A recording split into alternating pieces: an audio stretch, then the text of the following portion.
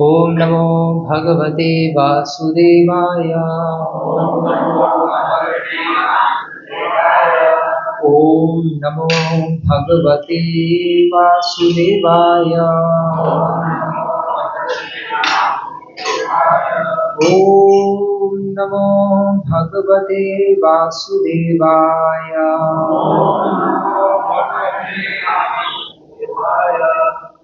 ओम अज्ञानतिमिरान्धस्य ज्ञानाञ्जनशलाकया चक्षुरुन्मिलितं येन तस्मै श्रीगुरुवे नमः। श्रीचैतन्यमनोभीष्टं स्थापितां येन भूतले स्वयं रूपः कदा मह्यं ददाति स्वपदान्तिकम्। वन्देऽहं श्रीगुरुः श्रीयुतपदकमलं श्रीगुरुन् वैष्णवांश्च श्रीरूपं साग्रजातं सहितं रघुनाथान्वितं तं सजीवम् साद्वैतं सावधूतं परिजनसहितं कृष्णचैतन्यदेवं श्रीराधा कृष्णपादान् सहितं ललिता श्रीशाखान्वितांश्च। जय श्री कृष्ण चैतन्य प्रभु नित्यानंद श्री अद्वैत गदाधर श्रीवासादि गौर भक्तवृंद।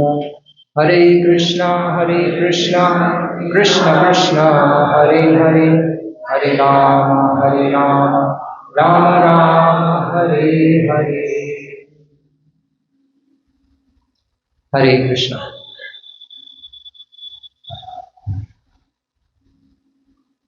जन्माष्टमी कब है? कल है ना? कल जन्माष्टमी है। वैसे हम हर क्षण ही जन्माष्टमी मना सकते हैं, जरूरी नहीं है कल ही मनानी है। क्या कल डेट क्या है? 26 अगस्त। हर क्षण जन्माष्टमी मनाई जा सकती है, सिर्फ जन्माष्टमी वाले दिन नहीं। आप कहोगे कैसे? तो सिंपल है। हम सब कौन है? हम सब आत्माएं, शरीर नहीं है। शुरुआत यहीं से होती है भक्ति की। अगर हम आत्मा नहीं होते तो आप सबके यहाँ बैठने का कोई फायदा भी नहीं होता। अगर हम शरीर हैं तो यहाँ बैठना ही क्यों मंदिर में? फिर तो घूमो फिरो, ऐश करो, मीट मुर्गा खाओ। हम आत्माएं तभी तो यहाँ बैठे हैं और कथा सुन रहे हैं और भगवान का कीर्तन कर रहे हैं। अगर हम आत्मा नहीं होते फिर तो कोई प्रॉब्लम ही नहीं है, फिर तो सारी टेंशन ही खत्म। ना माला घुमाने की जरूरत है, ना प्रसाद पाने की जरूरत है, और ना साधु संग करने की जरूरत है। तो हम आत्मा है, शरीर नहीं है, सबसे पहला पॉइंट। लेकिन हम ये रोज रोज भूल जाते हैं, हर वक्त भूले रहते हैं और हर रोज भूले रहते हैं। इसलिए बेटर ये है कि हम सुबह उठते ही एक माला इसकी भी कर लें कि you are not this body. Shrila Prabhupada कहते थे ना, अमेरिका में जाके सबसे पहले उन्होंने इसी से शुरुआत किया था, फॉरेनर्स को यही कहते हैं, you are not this body, तुम ये शरीर नहीं हो। तो हम सबसे पहले हम यही माला फेरें सुबह उठ के कि मैं शरीर नहीं हूँ, मैं आत्मा हूँ। मैं शरीर नहीं हूँ, मैं आत्मा हूँ। मैं शरीर नहीं हूँ, मैं आत्मा हूँ। एटलीस्ट 3 बार तो दोहराएं सुबह उठ के। अपनी झारखंडी भाषा में दोहरा सकते हो आप, कोई प्रॉब्लम नहीं है। क्योंकि चक्कर ये है कि हम ये बेसिक पॉइंट भूले रहते हैं और श्लोक भी बोल देते हैं, देहिनोस्मि यथा देहे कौमारम यौवनम जरा तथा देहांतर प्राप्ति धीरे सत्वनम होती, लेकिन ध्यान ही नहीं रहता। तो हम सब आत्मा है, शरीर नहीं है। ये हमें हर रोज अपने आप को रिमाइंड कराना पड़ेगा। और आत्मा का काम है परमात्मा का भजन करना, क्योंकि आत्मा परमात्मा की दास है। तो हम सब आत्मा है और आत्मा हर क्षण जन्माष्टमी मना सकती है। कैसे? अगर वो हर क्षण भगवान का नाम उच्चारण करे तो भगवान और भगवान के नाम में कोई अंतर नहीं है। तो जितनी बार वो नाम लेगा उतनी बार भगवान का जन्म उसके हृदय में होता रहेगा। तो हम बाहर तो जन्माष्टमी मनाते हैं, लेकिन भगवान हमारे हृदय में अभी तक भगवान ने जन्म नहीं दिया। क्यों नहीं दिया? क्योंकि हम बाहर ही जन्माष्टमी मनाते हैं, अंदर नहीं मनाते।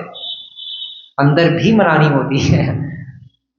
उसको कहते हैं इंटीरियर कैसेल।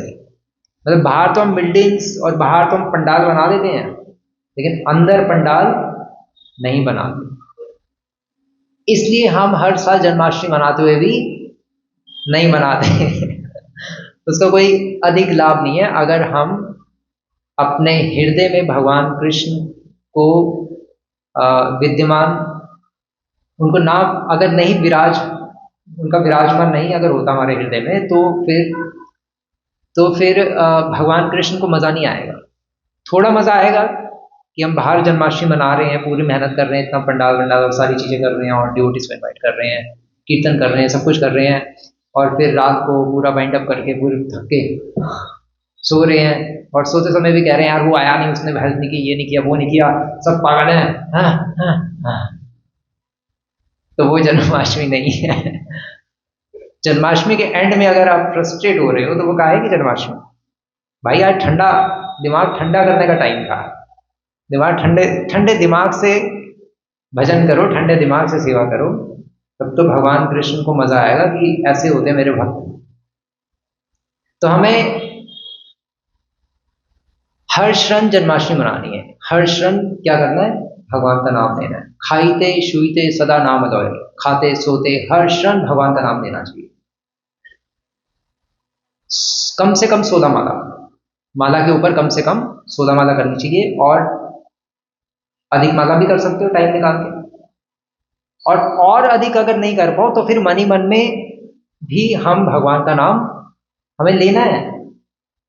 चलते फिरते टॉयलेट अब जाते हो या पानी भर रहे हो, क्या करोगे उस टाइम खड़े हो गए? तो यही सोचते रहोगे क्या कि काम वाली नहीं आई, या भी रोटियां भेजनी है दुकान पे अपने हस्बैंड को या या बिल भरना है, या राशन लाना है, दाल और चीनी खत्म हो रही है, मैं हस्बैंड को अभी बोलती हूँ। तो 24 घंटे यही सोच सोच के पागल हो जाएंगे। मतलब पागल हो नहीं जाएंगे, पागल हैं। तो इसलिए हमें चलते फिरते भगवान का नाम हृदय में लेने की प्रैक्टिस होनी चाहिए, क्योंकि मरते समय हो सकता है हमारे होंठ हिले ना, तो अंदर ही अंदर अगर भगवान का नाम जप करने की हैबिट नहीं होगी तो फिर दोबारा से संसार में आएंगे और कुत्ता बिल्ली सुअर कुछ ना कुछ बनना पड़ेगा। इसलिए हर क्षण भगवान का नाम लेकर भगवान का जन्म अपने हृदय में हमें कराना चाहिए। हरे कृष्ण कृष्ण कृष्ण हरे हरे, हरे राम राम राम हरे हरे, हरे कृष्ण कृष्ण कृष्ण हरे हरे, हरे राम राम राम हरे हरे, हरे कृष्ण कृष्ण कृष्ण हरे हरे, हरे राम राम राम हरे हरे। कलयुग केवल नाम आधार, हरे नाम हरे नाम एक केवल, कलो नास्ते नास्ते नास्ते गतिरन्य। भगवान का नाम ही है जो हमें बचा सकता है, अदरवाइज हम खत्म हो जाएंगे। खत्म हो जाएंगे मतलब खत्म ही हो जाएंगे, क्योंकि ये जो संसार है, ये संसार पूरा मिसअंडरस्टैंडिंग से भरा हुआ है। हस्बैंड वाइफ में मिसअंडरस्टैंडिंग हो जाती है। मिसअंडरस्टैंडिंग मतलब समझते हैं ना? मतलब मिसअंडरस्टैंडिंग को हिंदी में क्या कहेंगे? मतभेद, या सिंपल हिंदी भाषा में कि अंडरस्टैंडिंग मतलब समझना, और मैंने उसको अंडरस्टैंड कर दिया, मैंने उसको समझ लिया। मिसअंडरस्टैंड मतलब मैंने उसको गलत समझा, मैंने उसको गलत समझा। तो जब हम किसी व्यक्ति को गलत समझ लेते हैं तो उसको कहते हैं मिसअंडरस्टैंड, और वो व्यक्ति भी आपको जब गलत समझ लेता है। तो यहाँ पर इस संसार में, भौतिक जगत में बहुत अधिक मिसअंडरस्टैंडिंग्स होती है। हर क्षण हस्बैंड वाइफ में मिसअंडरस्टैंडिंग हो जाती है, बाप बेटे में मिसअंडरस्टैंडिंग हो जाती है, भाई भाई में मिसअंडरस्टैंडिंग हो जाती है, देवी देवताओं में मिसअंडरस्टैंडिंग हो जाती है। जैसे दक्ष प्रजापति और शिव जी के केस में मिसअंडरस्टैंडिंग हो गई। दक्ष प्रजापति आए और शिव जी उठ के खड़े नहीं हुए। तो दक्ष प्रजापति को लगा कि ये जानबूझ के मेरा अपमान कर रहा है, और उसी वक्त फिर चिल्लाना शुरू कर दिया सबके सामने। इतने बड़े बड़े देवी देवताओं में मिसअंडरस्टैंडिंग हो जाती है, तो अगर आप में भी मिसअंडरस्टैंडिंग हो रही है तो कोई घबराने की बात नहीं है, वो इस संसार का नियम ही है। लेकिन अगर इससे हमें ऊपर उठना है, अगर ऊपर उठना है मतलब, क्योंकि मिसअंडरस्टैंडिंग होगी आपको, नहीं मैं तो डिवोटी और वो भी डिवोटी है, वो डिवोटी मेरे को समझ क्यों नहीं पा रहा, वो भगवान नहीं है, वो अंतर्यामी थोड़ी ना जो आपको समझ पाएगा। अंतर्यामी ही केवल समझ सकते हैं, अर्थात विष्णु। तभी तो भृगु ऋषि गए थे टेस्ट लेने कि कौन अंतर्यामी है, कौन भगवान है। तो पता चला कौन है भगवान, विष्णु ही भगवान है, क्योंकि वही समझ पाया कि मैं किस उद्देश्य से घूम रहा हूँ, शिव जी को क्यों, शिव जी के पास क्यों जा रहा हूँ, ब्रह्मा जी के पास क्यों जा रहा हूँ, और विष्णु के पास मैं क्यों आया हूँ। केवल विष्णु ही समझ पाया, तभी विष्णु ने गुस्सा नहीं किया। क्योंकि भृगु ऋषि के आने पर ब्रह्मा जी और शिव जी ने तो गुस्सा किया ही है ना, उनको क्रोध आ गया, लेकिन विष्णु भगवान को गुस्सा नहीं आया। भगवान विष्णु ने कहा कि आपके पाँव में कहीं चोट तो नहीं लगी, मेरे वज्र जैसे छाती पे, चेस्ट पे आपने मारा, आपके पाँव में चोट तो नहीं लग गई। भगवान विष्णु ने ऐसा कहा। क्यों कहा? क्योंकि उनको पता था कि भृगु ऋषि ये देखना चाहते हैं कि भगवान कौन है। तो उनके भगवान को टेस्ट करने का मापदंड ये नहीं था कि जिसको गुस्सा ना आए वो भगवान है। गुस्सा तो कोई भी कंट्रोल कर लेता है। कई होते हैं जो भक्ति नहीं करते लेकिन गुस्से पर पूरा कंट्रोल होता है, ऐसे भी लोग होते हैं संसार में। लेकिन बाकी सारे अवगुण हैं, सिर्फ गुस्से पे कंट्रोल है। तो सिर्फ गुस्से पे कंट्रोल करने से ये घोषित नहीं होता कि विष्णु भगवान है। भृगु ऋषि इस मापदंड से इस निर्णय पे आए कि विष्णु भगवान है, क्योंकि विष्णु ने समझ लिया कि भृगु ऋषि क्यों आ रहा है, इसलिए उन्होंने गुस्सा नहीं किया। नहीं तो वैसे तो बलराम जी ने तो रोमहर्षण का गला ही काट दिया। जब रोमहर्षण जी खड़े नहीं हुए बलराम जी के आने पे, तो बलराम जी ने एक घास का तिनका लिया और उनका वध कर दिया। बलराम जी को इतना गुस्सा कहां से आ गया? बलराम जी कौन है? भगवान बलराम जी तो विष्णु के भी स्रोत हैं, उनके भी कारण हैं। तो उनको गुस्सा आ गया और विष्णु को नहीं आया, चक्कर गया, तो गड़बड़ है भाई। सीनियर डिवोटी को आ गया, जूनियर डिवोटी को नहीं आ रहा। वो बात हो गई। तो जो महाविष्णु के भी जो कारण है बलराम जी, उनको गुस्सा आ गया और उन्होंने रोमहर्षण जी का गला काट दिया, क्योंकि उन्होंने रिस्पेक्ट नहीं दी। रिस्पेक्ट नहीं दी मतलब भगवान को रिस्पेक्ट नहीं दी, तो भाई जीने का फायदा ही क्या है? जब तुम जब पुराणों का वो बनाया था व्यासदेव जी ने रोमहर्षण जी को हेड, 4 वेदों के 4 ऋषि थे और पुराणों का हेड बनाया था रोमहर्षण जी को। रोमहर्षण या लोमहर्षण, जो किनके पिता थे? रोमहर्षण जी किनके पिता थे? उनके पुत्र का नाम क्या था फेमस?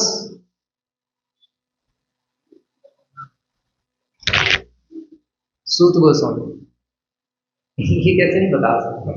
सूत गोस्वामी पुत्र थे ना रोमहर्षण जी के, है? हाँ, वो भी कहते हैं रोमहर्षण सूत। मुख्यतः तो सूत उवाच, सूत गोस्वामी है। तो मैं कर देता हूँ। तो पॉइंट ये है कि हमें मिसअंडरस्टैंडिंग्स बहुत सारी हो जाती हैं, लेकिन अगर हम मिसअंडरस्टैंडिंग और मतभेद और घर में भी करोड़ों चीजें ऊपर नीचे चलती रहती हैं, इन चीजों से अगर ऊपर उठना चाहते हैं तो जितना हो सके हरे कृष्णा कृष्णा कृष्णा हरे हरे, हरे राम राम राम हरे हरे। भगवान का नाम देना चाहिए आपको। प्रभु जी भगवान का नाम तो मैं बहुत देती हूँ और मैं बहुत लेता हूँ, कुछ भी नहीं हो रहा, ऐसा लग रहा है भगवान के नाम में कोई शक्ति नहीं है। एलोपैथी दवाई खाती हूँ वो एकदम से असर करती है, भगवान का नाम असर ही नहीं कर रहा। तो ये अपना नाम अपने पास रखिए, भगवान जी का नाम हमारे पे तो काम कर नहीं रहा। क्यों नहीं कर रहा?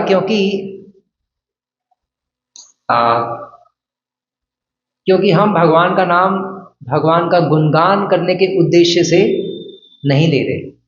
हम बस तोते की तरह बड़बड़ बड़बड़ बड़बड़ बड़बड़ कर रहे हैं। तोता भी भगवान का नाम लेता है, राम राम राम राम राम राम राम, उसको कोई फल नहीं मिलता, वैसे हमें भी कोई फल नहीं मिलेगा अगर हम नाम अक्षर लेंगे। भक्तियान सरस्वती ठाकुर कहते थे कि हमें नाम अक्षर नहीं लेना, हमें नाम सेवा करनी है। जब भगवान का नाम हम सेवा भाव के साथ लेंगे तो उसको नाम सेवा कहते हैं, या नाम जप उसको कहते हैं। सेवा भाव के साथ भगवान का नाम लेना होता है, अर्थात भगवान का नाम हमें सेवा समझ के लेना चाहिए। जब हम भगवान का नाम जप कर रहे हैं तो वो हम एक सेवा कर रहे हैं, उस समय हमें और कोई सेवा में अपना मन भगाना नहीं चाहिए। और यदि भाग रहा है तो उसको पकड़ के लाना भी हमारा ही कर्तव्य बनता है। वो हमें पकड़ के लाना पड़ेगा कि नहीं, मुझे अभी कुछ नहीं सोचना। मन कहेगा नहीं, तुझे उधर पेमेंट करनी है, तुझे ये काम करना है, तुझे वो काम करना है, तो अभी सोच, अभी तो टाइम है तेरे पास। पूरे दिन तो वैसे बिजी होता है, चैंटिंग के टाइम पे तो जो टाइम मिलता है सोचने का, तो अभी सोच तो सारी चीजें। और हम अभी सोचने, जैसे ही चैंटिंग स्टार्ट करते हैं सारी चीजें सोचनी शुरू कर देते हैं, सारे काम हमारे शुरू हो जाते हैं। कौन कौन सा काम करना है पूरी प्लानिंग शुरू हो जाती है। तो वो सब गलत है। पता है क्या करना चाहिए? अगर किसी को अच्छी चैंटिंग करनी है ना, तो रात को सोने से पहले, जैसे रात को आप 10 बजे सोने वाले हो, 10-11 बजे जितने बजे सोते हो, तो जब आप सोने वाले हैं तो सोने से पहले अगले दिन के जो जो काम हैं आपके, वो आप पहले ही एक पेपर पे लिख लो। क्योंकि अगर आप नहीं लिखोगे तो अगले दिन सुबह जब मंगला के बाद जप करने बैठोगे तो सारे काम आपके मन भागेंगे, मन में जो जो आपको उस दिन करने हैं, चैंटिंग के टाइम पे फिर भागेंगे। तो इसलिए मन को कहो, देख भाई, तूने जो जो आज करना था मैंने पहले ही सब कुछ नोट डाउन कर दिया, तो कुछ भूलेगा नहीं, चिंता मत कर, अब आराम से जप कर और करने दो। या सुबह आप उठ के अपने टू डू लिस्ट, उसको कहते हैं टू डू लिस्ट, आपको जो जो करना है दिन में उसकी पहली लिस्ट बना दो, ताकि मन आपको बार बार फोर्स ना करे, टेंशन परेशान ना करे कि ये काम करना है वो काम करना है, ये भूल जाएगा वो भूल जाएगा। अरे भाई तू भूल जाएगा, लिख ले, कर ले, ये कर ले, अभी कर ले, अभी फोन कर दे। और चैंटिंग के टाइम पे सुबह सुबह ही फिर सारा दिन दुनिया शुरू हो जाती है। तो उस टाइम हमें अपने आप को संभाल के रखना चाहिए। तो फिर एक अच्छी चैंटिंग होती है जब हम टेंशन फ्री होके करते हैं। और उस टाइम अपने मोबाइल को स्विच ऑफ कर दें या साइलेंट पे कर दें। मिस कॉल जो भी आई होंगी बाद में सबको मिलाते रहना, आराम से पूरा दिन पड़ा है, उसी टाइम में क्यों सब पूर्ति करनी है। वो ऊटपटांग काम करेंगे तो फिर कैसे भगवान अपना हमें सानिध्य कैसे देंगे। तो मैं अभी भक्ति स्वामी सिंधु से भगवान के गुणों के बारे में कुछ पढ़ूंगा, क्योंकि कल जन्माष्टमी है और भगवान कृष्ण के गुण तो अनंत हैं। भक्ति स्वामी सिंधु में मुख्य रूप से भगवान के 64 गुणों का वर्णन है, लेकिन वैसे असीमित गुण है। और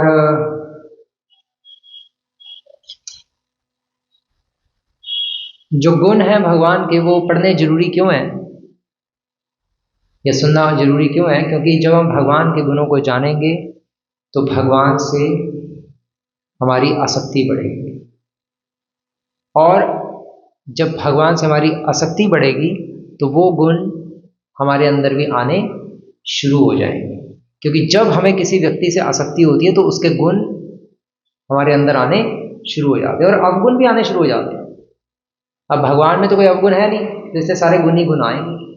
इसलिए कहा जाता है भगवान से आसक्त हो। अगर आप एक अच्छे व्यक्ति भी बनना चाहते हो तो भगवान से आसक्त हो, बेस्ट है। क्योंकि जिसकी सेवा करते हैं हम उससे आसक्त हो जाते हैं, जिसके बारे में सुनते हैं उससे आसक्त हो जाते हैं, और जिससे आसक्त होंगे उसके सारे गुण हमारे अंदर आना शुरू हो जाएंगे। तो इसलिए हम भगवान के गुणों को पढ़ेंगे ताकि ये गुण हम उनसे आसक्त हों, और हम आसक्त होंगे तो अपने आप हमारा ही मन करेगा हम भी ऐसे गुण अपने अंदर लाएं, वो ऑटोमेटिकली आना शुरू हो जाएंगे अगर हम सही से भक्ति करेंगे। तो भगवान कृष्ण, जिनका कल जन्माष्टमी महोत्सव है, उनका एक गुण है, 8वां गुण है जो श्री प्रभुपाद जी दिख रहे हैं भक्ति समय सिंधु में, अध्याय, ये अध्याय है 21। तो भगवान का एक गुण है कि भगवान सत्यवादी है। सत्यवादी मतलब जो कभी झूठ नहीं बोलता। श्री प्रभुपाद जी लिख रहे हैं कि जिस व्यक्ति का वचन कभी भंग नहीं होता वह सत्यवादी कहलाता है। जो कभी किसी से प्रॉमिस कर दे और उसको तोड़े ना, इट मीन्स वो सत्यवादी है। एक बार कृष्ण ने पांडवों की माता कुंती को यह वचन दिया था कि वे उनके 5 पुत्रों को कुरुक्षेत्र युद्ध स्थल से वापस लाएंगे। मैं कृष्ण भगवान ने कुंती महारानी को कहा था कि आप चिंता मत करो, जो इतना बड़ा जो कुरुक्षेत्र का 18 अक्षौणी सेना वाला जो युद्ध छिड़ने जा रहा है, आपके 5 पुत्र वापस आएंगे, उसकी आप चिंता मत करो, उसकी मैं गारंटी लेता हूँ। मैं सारथी हूँ ना आपका, आपके अर्जुन का, तो मैं सारथी बन के सब पूरा युद्ध देखता रहूंगा, संभालता रहूंगा, और 5 पांडवों को कुछ नहीं होने दूंगा, इसकी मैं आपसे प्रॉमिस करता हूँ। कुंती महाराज से प्रॉमिस करके गए थे भगवान कृष्ण। युद्ध समाप्त होने पर जब 5 पांडव घर आ गए तो कुंती ने कृष्ण की प्रशंसा की। जब युद्ध खत्म हो गया तो सब वापिस आ गए, तो कुंती महाराज ने कहा कि अरे वाह, ये तो अद्भुत कार्य हो गया, सारी दुनिया मर गई, 5 पांडव बच गए। 8 लोग बचे थे वैसे, अरे और कौन बचा था? अश्वत्थामा, कृपाचार्य, कृपाचार्य या कृतवर्मा, दोनों में से वो एक बचे थे, और एक और थे कोई। तो 5 पांडव बच गए। तो कुंती महाराज ने कहा कि क्योंकि उन्होंने अपने वचन को पूरा किया था, इसलिए उन्होंने भगवान कृष्ण की प्रशंसा की, कुंती महारानी ने, और कहा कि भले ही सूर्य किसी दिन शीतल पड़ जाए, बस सूर्य कभी हो सकता है कि ठंडी लहर किरणें देनी शुरू कर दे, और चंद्रमा किसी दिन उष्ण बन जाए, चंद्रमा कभी गर्म किरणें देनी शुरू कर दे, किंतु तो भी आपका वचन असत्य नहीं होगा। मतलब सूर्य चंद्रमा अपना अपना स्वभाव चेंज कर सकते हैं, लेकिन आपने जो प्रतिज्ञा दी है, जो प्रॉमिस करते हैं, वो आप कभी नहीं तोड़ते। इसलिए भगवान का एक नाम सत्यवादी है कि वो हमेशा सत्य पे अड़िग रहते हैं। इसी प्रकार जब भीम तथा अर्जुन के साथ कृष्ण जरासंध को ललकारने गए, तो उन्होंने जरासंध से स्पष्ट कह दिया कि दोनों पांडवों के साथ उपस्थित वे साक्षात कृष्ण है। तो कह रहे हैं कि इसी तरह से श्री प्रभुपाद देख रहे हैं कि भीम और अर्जुन के साथ एक बार भगवान कृष्ण जरासंध के पास गए थे, ब्राह्मण का वेश धारण करके तीनों, और वो ब्राह्मणों के प्रति बहुत उदार था। जरासंध हमेशा कुछ ना कुछ जो उनकी ब्राह्मण मांगते थे, उनकी इच्छा पूरी करता था संभव, पता नहीं कैसे, असुर होते हुए। तो इन्होंने कहा कि उन्होंने कहा मुझसे मांगो, तुम क्या मांगते हो तीनों ब्राह्मण देवता? तो इन्होंने कहा कि हम आपसे युद्ध करना चाहते हैं। जरासंध ने कहा युद्ध करना चाहते हो, ठीक है कर लो, कोई प्रॉब्लम नहीं। तो भगवान कृष्ण ने कहा लेकिन मैं आपको एक बात बता दूं युद्ध से पहले कि जो आपका जो कट्टर जो दुश्मन है कृष्ण, वो मैं खुद ही बता दिया। एक पहले तो बुलवा दिया कि हाँ युद्ध करेंगे हम, फिर जब हो गया तो फिर उसके बाद मैंने कहा कि अच्छा मैं एक बात बताना चाहता था बस युद्ध शुरू करने से पहले कि आपका जो कट्टर दुश्मन है कृष्ण, वो मैं ही हूँ ब्राह्मण के रूप में। सत्य सत्य बोल दिया।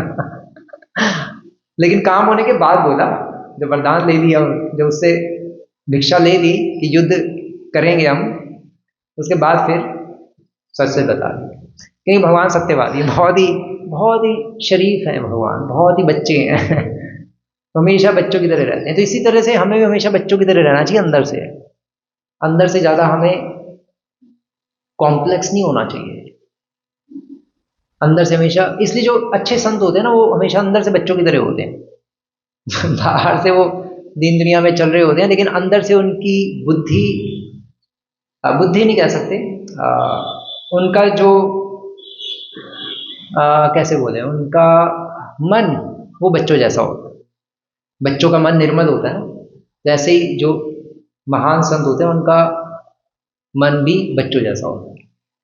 भगवान कृष्ण का मन भी बच्चों जैसा, बता दिया कि मैं वही कृष्ण हूँ जो तुम्हारा कट्टर दुश्मन हूँ। तो तुम तैयार हो ना युद्ध करने के लिए? मैंने कहा हाँ, अब तो मैं प्रॉमिस कर चुका हूँ, कोई प्रॉब्लम नहीं है। तो इसलिए हमें अपना मन को निर्मल करना चाहिए। निर्मत्सराणाम सताम धर्म प्रोजित कैतवत्रो परमो निर्मत्सराणाम सताम वेद्यम वास्तवम वस्तुअत्र तात्पर्य उन्मूलनम। भागवतम का दूसरा श्लोक, प्रथम स्कंद का। निर्मत्सराणाम सताम, निर्मत्सर बनना चाहिए हमें। बच्चों जैसा मन किसका होगा? जो निर्मत्सर होगा। निर्मत्सर मतलब जो द्वेष रहित होगा, जिसमें कोई द्वेष नहीं होगा। लेकिन हमें द्वेष होता नहीं है वैसे तो चलो इस भौतिक जगत में जो कोई भी है वो सब द्वेष से भरा हुआ है। किससे द्वेष कर रहा है? सभी जीवात्मा किससे द्वेष करती है? भगवान कृष्ण से। हम भगवान कृष्ण से द्वेष करते हैं, इसीलिए उनके अंशों से भी द्वेष करते हैं। ऐसा नहीं कि हम उनके अंशों से द्वेष कर रहे हैं, हम भगवान कृष्ण से द्वेष कर रहे हैं, इसीलिए उनके जीवात्माओं से भी हम द्वेष होता है। तो रूट कोर्स यही है, क्योंकि भगवान कृष्ण से द्वेष किया था तभी तो पतन हो गया इस भौतिक संसार में, कि भगवान आप मजे कर रहे हो, आप भोग कर रहे हो, आप भोक्ताराम हो सकते हो, यज्ञ तपसाम हो सकते हो, तो मैं क्यों नहीं भोक्ताराम यज्ञ तपसाम हो सकता? भगवान ने कहा ठीक है, तुम भी ट्राई कर लो नीचे जाके भौतिक जगत में। तो हम सभी द्वेषी आत्माएं ही इस भौतिक संसार में आती हैं, जो भगवान से द्वेष करती है, ये सिद्धांत है। लेकिन अब हमें द्वेष खत्म करना है, तो द्वेष खत्म कैसे होगा? द्वेष खत्म होगा कि जिससे हमने मूलतः सर्वप्रथम द्वेष किया था, अर्थात भगवान कृष्ण से, उनकी सेवा करें, उनकी सेवा करें, उनका गुणगान करें, उनका नाम लें, उनकी कथा सुने, तो उससे फिर धीरे धीरे भगवान से द्वेष खत्म होना शुरू हो जाता है। प्रैक्टिकल मीनिंग क्या है? भगवान से द्वेष खत्म जब होना शुरू होगा तो क्या होगा? भोग वासना कम होती चली जाएगी, संसार में मजे लेने का आनंद, सेंस ग्रेटिफिकेशन की इच्छा खत्म हो जाएगी। जो भौतिक करोड़ों भौतिक इच्छाएं हैं वो खत्म होनी शुरू हो जाएगी। बहुत सारी इच्छाएं हैं ना हमारे में, मतलब ये भौतिक जगत में क्या है कि यहाँ पर हम जो चीज हमारे पास नहीं होती उसको हम प्राप्त करने के लिए हमेशा पागल होते हैं, और जो चीज होती है उसको कहीं खो ना जाए उसको बचा के हमेशा रखने में लगे रहते हैं। ब्रह्मभूत प्रसन्नात्मा ना शोचती ना कांक्षती, मायाभूत प्रसन्नात्मा हाँ शोचती हाँ कांक्षती।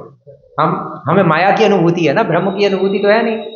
तो माया की अनुभूति होने के कारण हम शोक भी करते हैं कोई वस्तु के खोने पे, प्रिय वस्तु के खोने पे, और कांक्षती, आकांक्षा भी करते हैं जो वस्तु हमारे पास नहीं होती। तो पूरा संसार इसी पॉइंट के आधार पे चल रहा है। सिंपल भाषा में, दूर के ढोल सुहावने। जब हम आध्यात्मिक जगत में थे, गोलोक में थे, तो हमें दूर के ढोल जो यहाँ जो बज रहे थे, आवाजें आ रही थी टन टन टन टन टन टन टन, तो हमें बहुत अच्छा लग रहा, अरे भौतिक जगत में होके आते हैं, तो भौतिक जगत में नीचे आ गए। अब यहाँ आए तो अब यहाँ पे भी नगाड़े बजते रहते हैं। क्या बजते रहते हैं? बेल बजेगी आईफोन 15 की, अरे मुझे ये भी चाहिए फिर वो मिल जाएगा, अरे आईफोन 16 कब आएगा।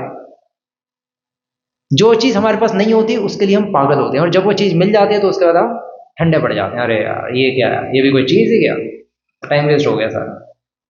पुरुष के पास स्त्री का शरीर नहीं है तो स्त्री को प्राप्त करने के लिए पागल होता है, स्त्री के पास पुरुष का शरीर नहीं है तो पुरुष को प्राप्त करने के लिए पागल होता है। इसलिए वो अगले जन्म में स्त्री पुरुष बन जाती है, पुरुष का चिंतन करते करते, और स्त्री और पुरुष स्त्री बन जाता है, क्योंकि उसको शरीर चाहिए था। तो लो भाई, इस जन्म में भी लो और अगले जन्म में तुम वो बन ही जाओ, तुम बन ही जाओ भाई तुम्हें शरीर क्या चाहिए, तुम खुद ही बन जाओ। तो हम जो चीज हमारे पास नहीं होती उसके लिए पागल हो जाते हैं। हर वस्तु में यही दिमाग चल रहा हमारा, मतलब कुछ भी जो जिस हम सुखी नहीं है तो सुखी होने के लिए हम पागल होते रहते हैं।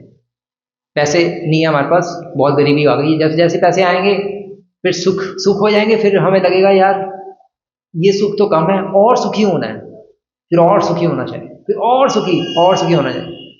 सुख का कोई एंड नहीं है, इच्छाओं का कोई एंड नहीं है। हम जितना पेट्रोल डालेंगे आग उतनी ही भड़कती चली जाएगी। ऐसा नहीं है कि वो आग एक टाइम के बाद शांत हो जाएगी, ठंडी पड़ जाएगी, नहीं। हम जितनी इच्छाएं पूरी करेंगे, जितना अपने आप को सुखी होने का प्रयास करेंगे, सुखी करने का, उतना और सुख प्राप्त करने की इच्छा बढ़ती चली जाएगी। यहाँ इस संसार में सुख की इच्छा आग के समान है जो कभी खत्म नहीं होने वाली है। तो हमें इसलिए कभी भी उन चीजों को प्राप्त करने के लिए पागल या बावड़ा नहीं होना चाहिए। सिंपल भाषा में, जो चीज हमारे पास नहीं है, अनुकूल से संकल्प, प्रातिकूल से वर्जन। फिर आप कहोगे प्रभु जी ये सिद्धांत भी तो मायने रखता है, रूप गोस्वामी ने दिया कि जो चीज की जरूरत है वो अपना यूज करो और आगे बढ़ो, जो अनुकूल है उसको लो। असली वैराग्य, युक्त वैराग्य तो इसी को कहते हैं। सुना है ना आपने युक्त वैराग्य? युक्त वैराग्य मतलब कि चीजों को भगवान की सेवा में लगाओ, और इसलिए जो जरूरी है उसको यूज कर लो, ज्यादा मत सोचो भोग हो जाएगा ना, कर लो बस यूज। बट वो चक्कर ये है कि हम भोग में फंस जाते हैं फिर इस चक्कर में।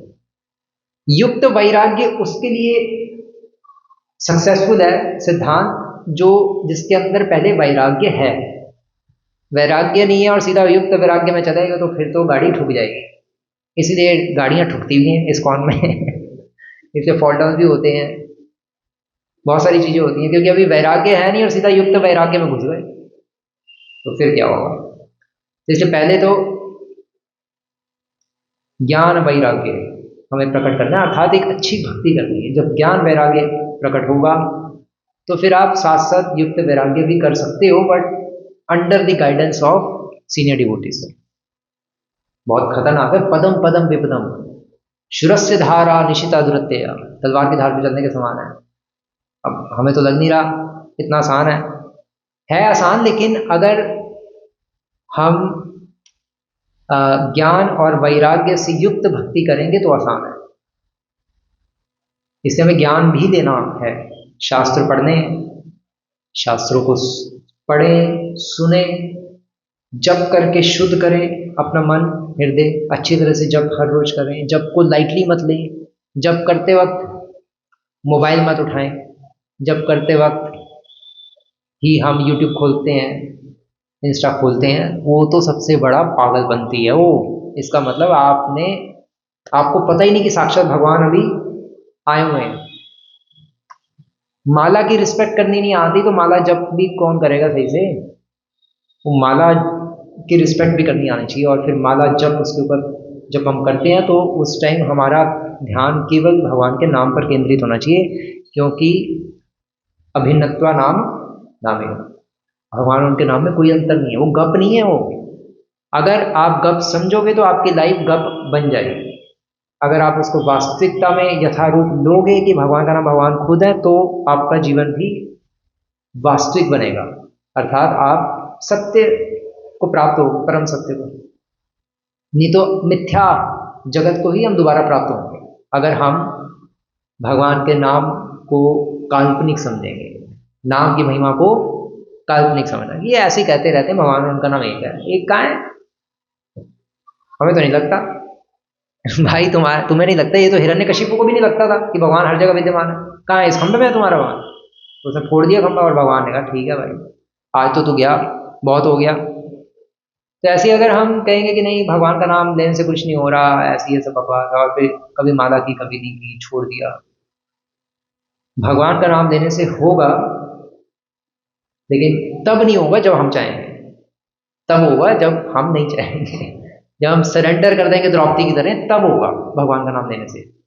आप इच्छा करोगे कि भगवान का नाम लेने से जादू हो, जादू हो, मेरे दुख खत्म हो जाए, मेरे दर्द खत्म हो जाए, मेरी परेशानियां खत्म हो जाए, मैं इतना दुखी हूँ, तो ये भगवान का नाम मैं ले रहा हूँ, भगवान मेरी हेल्प क्यों नहीं कर रहे, मैं इतनी प्रॉब्लम से फंसा हुआ हूँ। नहीं, भगवान कृष्ण नाम इच्छामय, भगवान का नाम इच्छामय है। वो जिन पर अपनी कृपा करेंगे,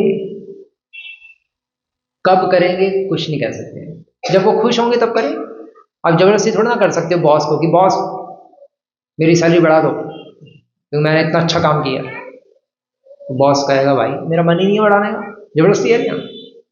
तू बॉस है, मैं बॉस हूँ, मेरा मन ही नहीं है बढ़ाने का, मैं कहाँ से बढ़ाऊँ? जब कंपनी को फायदा होगा तब सोचेंगे, उसके बाद भी सोचेंगे। तो ऐसे ही भगवान हमारे बॉस हैं, हम उनको फोर्स नहीं कर सकते कि अभी आप मुझे अपने नाम से सिद्धि प्रदान कर दीजिए, वो अभी हम नहीं कर सकते फोर्स। हमें वेट करनी पड़ेगी, धैर्य के साथ चलना पड़ेगा, और जब भगवान चाहेंगे तो ऊपर वाला जब देगा देगा, छप्पड़ फाड़ देगा। धैर्यपूर्वक चलो, धैर्य नहीं खोना चाहिए, और याद रखना चाहिए अपने पूर्ववर्ती आचार्यों को महान संतों को। गौर किशोर दास बाबा जी 40 दिन गंगा जी के बैठ के हरे कृष्ण महामंत्र के जप कर रहे थे। कहाँ पे बैठ के कर रहे थे? कहाँ पे? आपकी आंखें ऐसी नहीं हुई गंगा जी के ऊपर मरे भी नहीं, सांस भी ले रहे होंगे। क्यों? क्योंकि भगवान के नाम की शक्ति से कुछ भी हो सकता है। पैर से भगवान के नाम की शक्ति से कुछ भी हो सकता है, उन्होंने करके दिखाया। भैरानंदी थे ना वो, तो भैरानंदी भजन की पराकाष्ठा दिखाते हैं कि किस हद तक भजन हो सकता है, सब कुछ हो सकता है, भगवान के नाम में बहुत शक्ति है। घोषणानंदी नहीं दिखाते, भक्तिवेदांत स्वामी ठाकुर प्रभुपाद वो सब नहीं दिखाते ऐसी चीज़ें, क्योंकि फिर लोग कहेंगे कि भक्ति तो इन संतों का ही काम है, हम तो कर ही नहीं सकते, तो उल्टा लोग निरुत्साहित हो जाएंगे। इसलिए लोगों को के कल्याणार्थ वो अपने आप को ज़्यादा दिखाते हैं। दिखाने को दिखा सकते हैं, प्रभुपाद से कम थोड़े ना थे। लेकिन प्रभुपाद घोषणानंदी थे, तो ये तो भैरानंदी जो थे, बक्सर बाबा जी, जगन्नाथ दास बाबा जी, गौर किशोर बाबा जी, ये कुछ भी कर सकते थे। रसिकानंद प्रभु ने भी तो किया था। रसिकानंद प्रभु को एक राजा ने पागल हाथी मरवाने के लिए भेजा, और पागल हाथी भागते भागते उनको मारने आया, और जैसे ही रसिकानंद प्रभु हिले नहीं, क्योंकि रसिकानंद प्रभु को प्रहलाद महाराज की तरह, भक्त प्रहलाद की तरह पूरा विश्वास था भगवान के नाम में, और वो हिले नहीं। उन्होंने कहा ठीक है, कोई,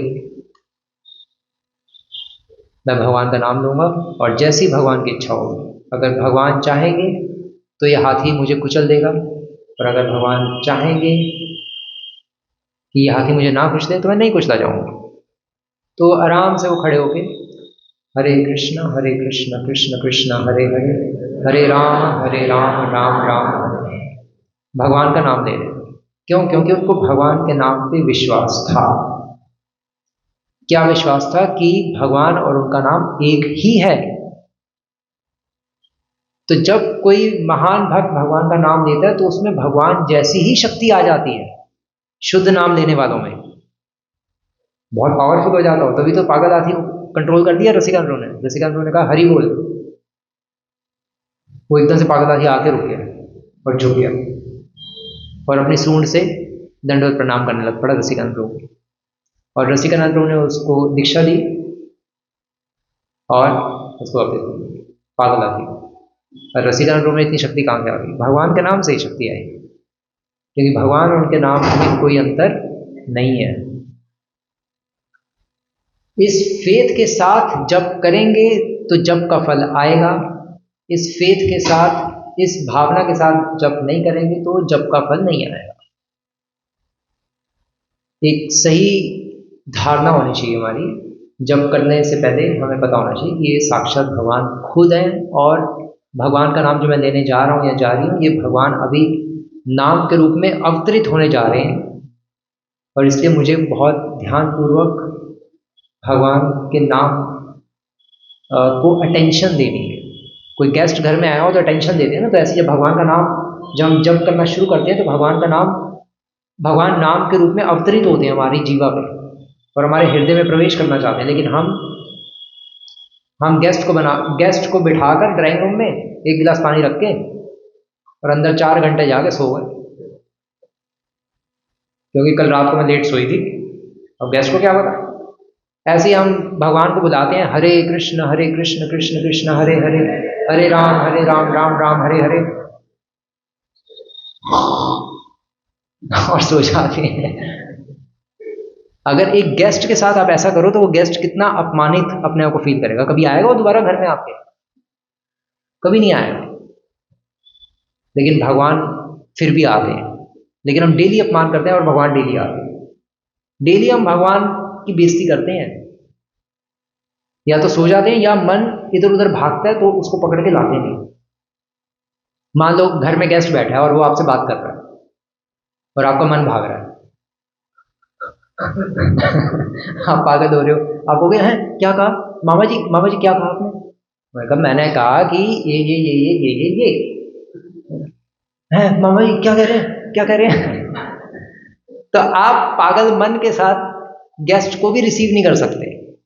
अगर आप पगलाए हुए हो तो गेस्ट से भी सही से बात नहीं कर पाओगे। आपको थोड़ा तो मन पर कंट्रोल होना चाहिए।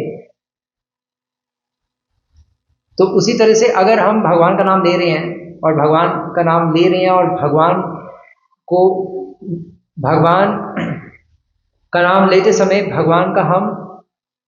भगवान के साथ हम एसोसिएट कर रहे हैं,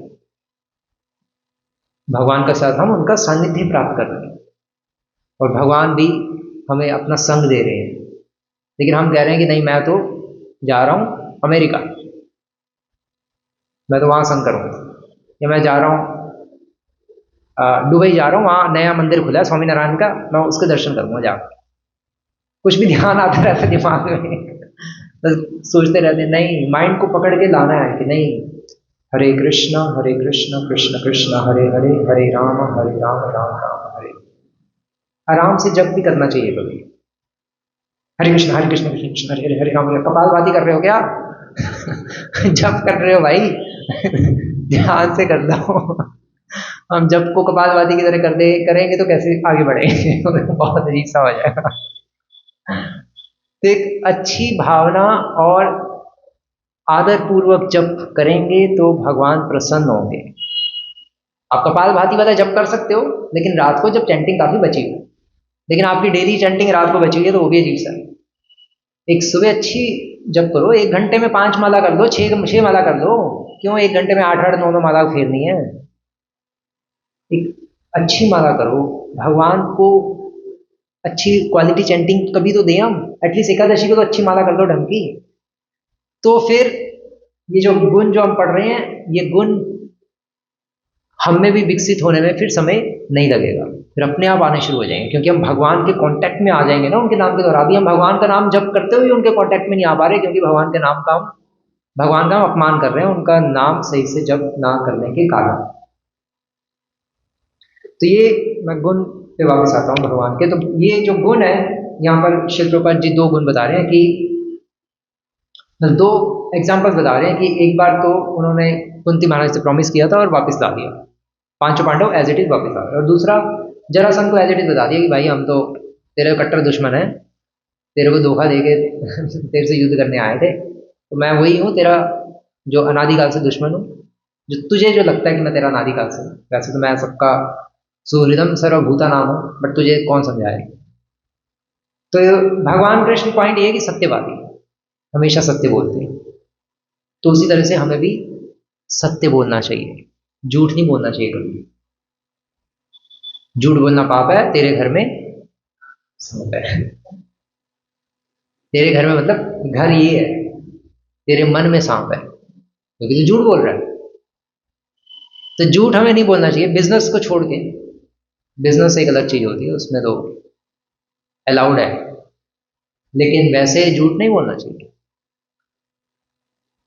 क्योंकि उससे आदमी एक तो डरा रहेगा हमेशा, और एक झूठ को बोलने के लिए, मतलब हाँ, एक झूठ बोलता है आदमी तो उसको फिर छुपाने के लिए 100 झूठ और बोलने पड़ते हैं। ये गप नहीं है, ये सचमुच ऐसे ही है, वो होता है ऐसे। और वो और झूठ बोल बोल के पूरा पैचअप करना पड़ेगा, क्योंकि वो उसको कह देगा कि यार वो तो जा रहा है, पटना जा रहा है। वो कहेगा पटना? नहीं नहीं, ऐसे कैसे हो सकता है, उसने मुझे कल कहा है।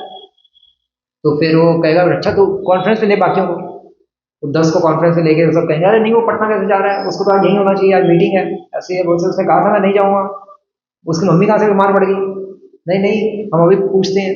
तो फिर वो 10 के 10 उसको फ़ोन करेंगे, उन 10 को एक्सप्लेनेशन देते देते उसके 100 झूठ हो जाएंगे। एक झूठ को छुपाने के लिए सबको टोपी पहनाता रहेगा, जब तक पूरा पैचअप नहीं हो जाएगा।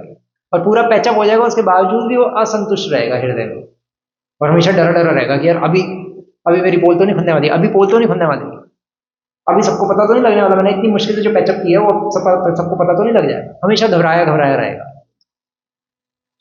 तो हमेशा अशांत रहता है वो व्यक्ति जो धर्म फॉलो नहीं करता। सत्य बोलना मतलब धर्म पालन करना, असत्य बोलना मतलब अधर्म फॉलो करना। अधर्म करेंगे तो अशांत रहेंगे, धर्म फॉलो करेंगे तो शांत रहेंगे। ये बेसिक धर्म है। बहुत सारी चीजें हैं धर्म अगर हम पालन करने जाएं तो, इसलिए वैदिक काल में वर्णाश्रम धर्म के अंतर्गत बहुत सारे कायदे नियम होते थे और लोग फॉलो करते थे, तो उनका मन शांत रहता था वैदिक काल में। अब तो राक्षस मन हो गया ना सबका, इतने खून खराबे होते जा रहे हैं, सब कुछ रेप्स हो रहे हैं, पता नहीं क्या क्या लोग खूनी दरिंदे बन रहे हैं। क्यों? क्योंकि मन कुत्तों की तरह भाग रहा है। क्यों भाग रहा है? क्योंकि हम धर्म फॉलो नहीं करते। जैसे फॉर एग्जाम्पल संध्या के समय कुछ आहार निद्रा भय मैथुन नहीं करना चाहिए। लोग संध्या के समय ही खाते पीते सोते हैं या प्रचलित करते हैं। अधर्म करेंगे तो मन अशांत रहेगा।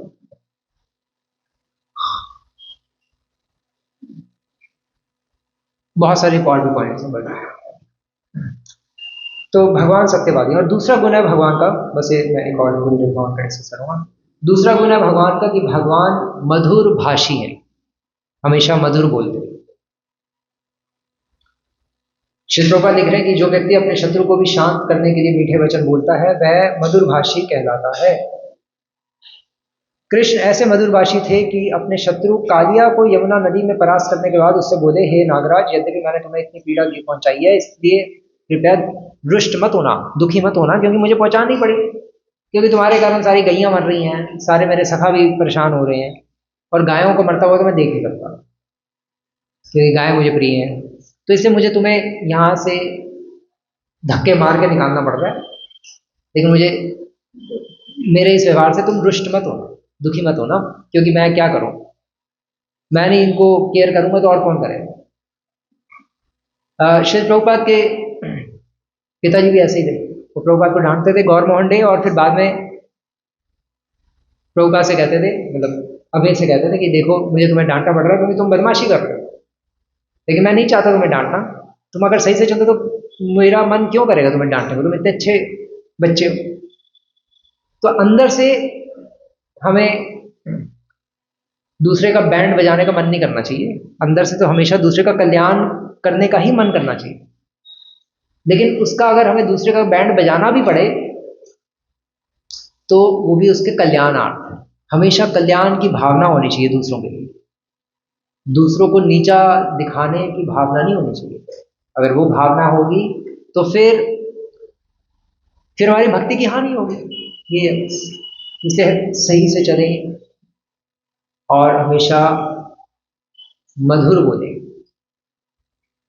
कालिया को मारा लेकिन बोला फिर बाद में मधुर, अच्छी तरह पूरा उसका खून निचोड़ दिया और फिर बाद में मधुर शब्दों से उसको खुश भी कर दिया। क्यों खुश कर दिया? क्योंकि, और वो खुश हो भी गया। क्यों हो गया? क्योंकि उसको पता है कि भगवान झूठ नहीं बोलते। ये कोई मेरे से डिप्लोमेसी नहीं कर रहे, कोई डिप्लोमेटिक नहीं कर रहे, पॉलिटिक्स नहीं कर रहे, भाई सच कह रहे हैं। बात तो सच है, मैंने इनकी गैयों को मार दिया, अब क्या करें, ब्रजवासी कैसे जिएंगे? और पाप तो है ही शास्त्रों में गायों को मारना, तो चीजें तो हौच पौच हो ही गई है मेरे से।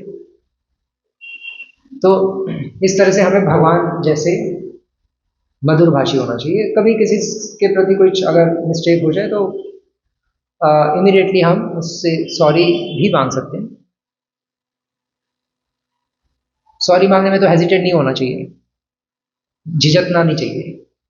क्यों हेजिटेट होना? ठीक है भाई, गलती हुई है, सॉरी। आपको नहीं प्रभु जी, मेरे से कोई गलती नहीं हुई, उसी की गलती थी, उसकी गलती थी, उसकी गलती है और उसकी गलती रहेगी। नहीं, तुम्हारी भी गलती हो सकती है भाई। तो हमें इसलिए बहुत ब्रॉड माइंडेड होना चाहिए, जिस तरह से भगवान कृष्ण ब्रॉड माइंडेड है। तो अगर हम जन्माष्टमी मनाना चाहते हैं तो हमें ब्रॉड माइंडेड होना चाहिए। कभी हमारे से मिस्टेक हो जाए तो ठीक है, स्वीकार कर लो, कोई प्रॉब्लम नहीं। और स्वीकार करके फिर हम अपने स्वभाव को मृदु बनाकर रखें, तब भी एक मधुर भाषी रहे। ये नहीं कि ठीक है प्रभु जी, हम मान लिए हैं हमारी गलती है, अब हम देख लेंगे, हमारी गलती है ना, बस अब हम देख लेंगे। वैसे नहीं होना चाहिए। बस प्रभु जी, हम समझ गए हमारी गलती है, अब आप मत आइए बीच में, अब हम देख लेंगे बस। उस भावना से हमें अपनी गलती स्वीकार नहीं करनी। अगर उस भावना से स्वीकार करेंगे तो भाई तू मत ही कर, फिर उल्टा और काम बिगड़ जाएगा तेरे स्वीकार करने से। तू मत कर स्वीकार, अच्छा है वैसे ही चलने दे तू। तो हमें एक मधुरभाषी होना चाहिए। भगवान कृष्ण जी, हनुमान जी बहुत मधुरभाषी थे, है ना। दूसरों को डांट सकते हैं हम, अगर कोई हमसे जूनियर और कोई गलती कर रहा है, लेकिन उसको वो डांट मधुर लगनी चाहिए। अगर आपकी डांट वो मधुर नहीं लग रही तो फिर आपको डांटने का हक नहीं है, फिर अपराध में वो परिवर्तित हो जाएगी डांट। ये भी पॉइंट है, फिर नहीं हम डांट सकते। डांट उसको सकते हैं जिसको डांट हमारी अच्छी लगती हो, जिसको हमारी डांट अच्छी नहीं लगती उसको हम नहीं डांट सकते, वो फिर वैष्णव अपराध कहलाता है। ऐसा नहीं कि हम कुछ भी कर सकते हैं, सीनियर हो गए तो नहीं, उसमें भी क्राइटेरियाज हैं।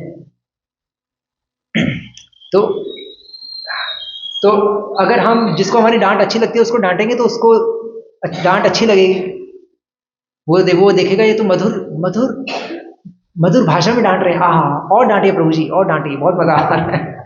उसको अच्छा लगेगा, जितना बड़ी डांट लो कोई प्रॉब्लम नहीं है। लेकिन जिसको अच्छा नहीं लग रहा वो कहेगा प्रभु जी थोड़ा जवान संभाल, एकदम से आपको ऐसा रिस्पॉन्स आएगा। और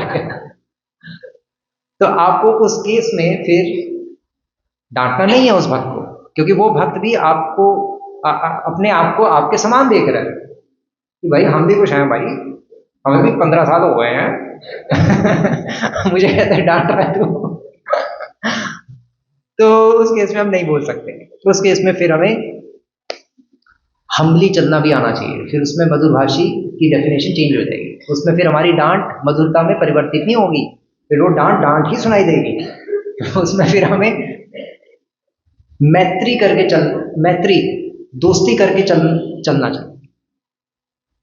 पूजा, मैत्री, कृपा, उपेक्षा, है ना, जो हमसे नीचे हैं उस पर हम कृपा कर सकते हैं, डांट के भी कृपा कर सकते हैं। अगर उसको डांट कृपा लगे, उसको डांट अगर हमारी अच्छी लगे तो वो कृपा कर सकते हैं।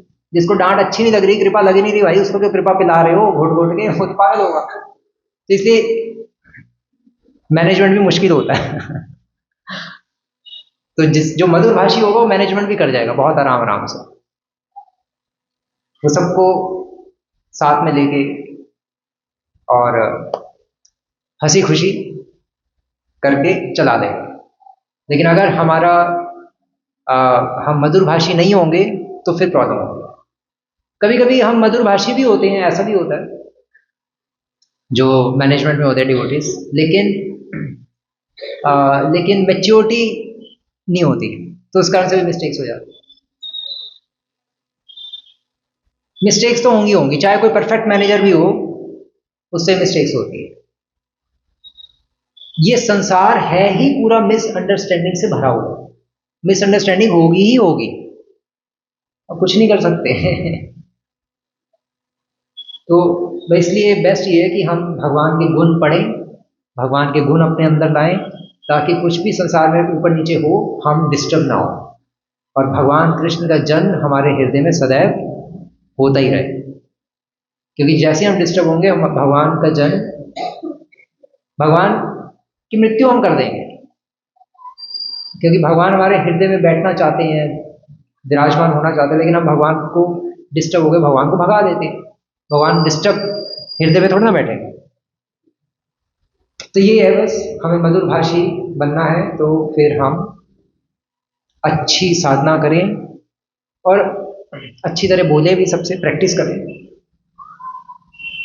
प्रेम से चीज़ें जल्दी सॉल्व हो जाती हैं, बजाय इसके कि हम तू तड़ाक करें, उससे चीज़ें सॉल्व नहीं होती। या हम उठ के चले जाएं, उससे भी चीज़ें सॉल्व नहीं होती। जैसे दक्ष प्रजापति के केस में दक्ष प्रजापति उठ के चले गए, आए चिल्ला चिल्लू के शिव जी पे और चले गए।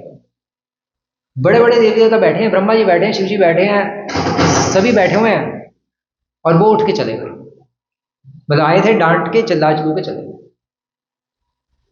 तो क्रोध तो आदमी को भस्मी कर देता है। तो बस ये है कि हम मधुरभाषी हों, दक्ष प्रजापति ना बने, हम बने शिव जी की तरह। शिव जी ने कुछ नहीं बोला था उस टाइम, इतना अपमानित किया, शिव जी शांत होकर बैठे, अपमान सुनते। क्यों? क्योंकि वैष्णव नाम यथा शंभु, महान वैष्णव है ना। तो हमें महान वैष्णव बनना तो शिव जी के बच्चनों का अनुसरण करना पड़ेगा, दक्ष प्रजापति का नहीं। ठीक। ठीक है। हरे कृष्णा कृष्ण कृष्ण हरे हरे, हरे राम राम राम हरे हरे।